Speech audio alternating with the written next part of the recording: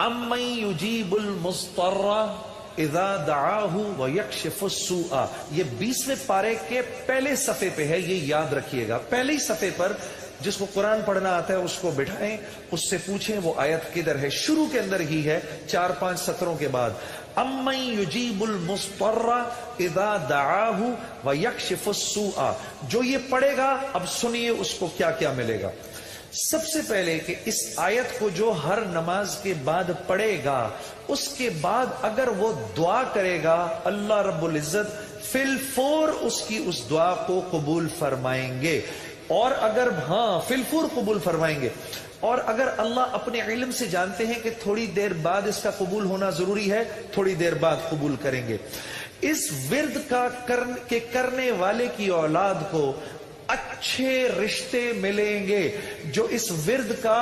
اہتمام کرے گا ہر نماز کے بعد ایک دفعہ، اس کو یا اس کی اولاد کو اللہ اچھے رشتے دے گا۔ اس ورد اس آیت کے پڑھنے والے کو جب یہ کسی مشکل میں پھنسے گا، اور اگر اس کی زبان سے اس وقت نکلا،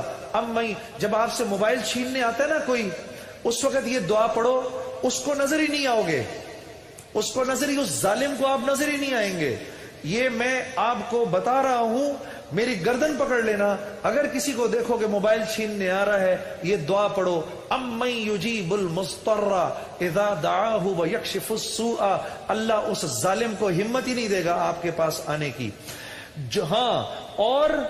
اگر کوئی غم مسلسل 6-7 دنوں سے آپ کی طرف متوجہ ہے، کوئی خوف یا کوئی غم آپ کی طرف متوجہ ہے، ماں باپ میں سے کسی کا انتقال، بھائی بہنوں میں سے کسی کا انتقال، اولاد کی طرف سے کوئی غم مل رہا ہے، اس کا ورد بڑھا دو، اول آخر 11 دفعہ درود شریف پڑھ کر اس کو